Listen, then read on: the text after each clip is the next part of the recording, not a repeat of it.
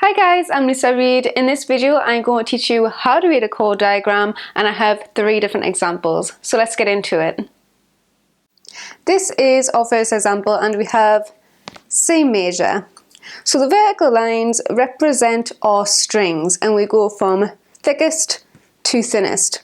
So we have E, A, D, G, B, E. The horizontal lines represent our frets. So we have fret 1, fret 2, fret 3, fret 4, fret 5. The X above a string means that we do not play that string at all. When you have a circle above the strings, that means that we do play that string in the chord, but we don't actually hold our fingers down on any of the frets on that string.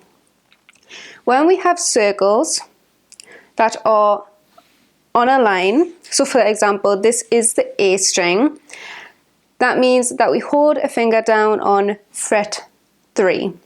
So we have A, 1, 2, 3. So we put a finger on the A string on fret 3. Another example would be the D string. So we have a circle on the D string and it is on fret 2. Then we have our B string here, and the circle is on fret 1, so that is where you would put your finger. So that is C major. This is our second example. So we have A minor. Just like before, we have the strings and the frets, and also open strings. But here we have 2 dots and they actually have numbers on. So the dots actually represent what fingers we use. So we have, on our fretting hand, we have finger 1, finger 2, finger 3 and finger 4. So that means that on the A string, we would put our first finger, so finger 1, on fret 2. Then we have a circle on the D string on fret 2, and it has a 2 in the circle, which means that we actually use our second finger to hold down that string. So on the bottom here, you can see that we have some letters. Now, sometimes we have letters on the bottom of a chord diagram to represent what the notes are that we are playing. So in this example, we have A minor. So this string open is an A note. The A string with a finger down on fret 2 gives you a B note.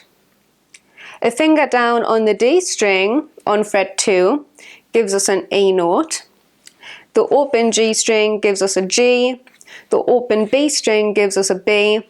And the open A string gives us an A. So sometimes the letters at the bottom of a chord diagram just tell us what notes we are playing.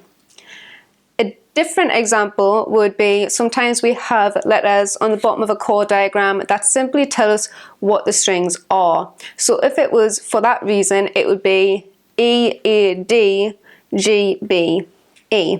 So there are 2 different reasons why we have letters at the bottom, and yeah, that is our second example. So this is our third example. So what we have on this one that we didn't have on the other 2 is a number just here. So that means that this is fret 10 because it's a number 10. So we would have fret 10, fret 11, fret 12, fret 13 and fret 14. If you don't have any numbers along the side, that just means that we are staying within fret 1, 2, 3, 4 and 5. But like I say, if you have a number here, that is the fret that you start from. So if this said 8, then it would be fret 8 that you start from.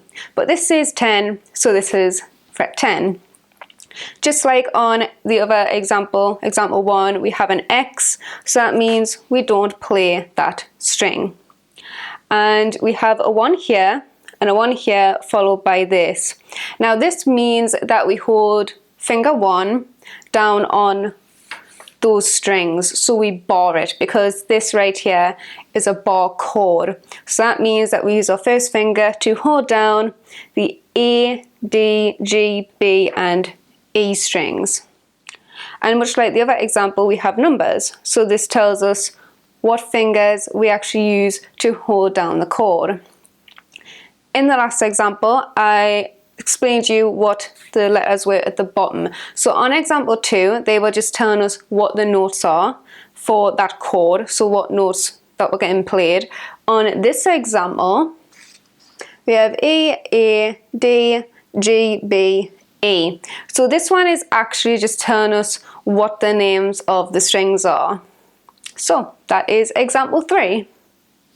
Alright guys, so that is a wrap for today's lesson, and I hope you enjoyed it. If you're looking for more beginner guitar lessons, then make sure to check out my YouTube channel.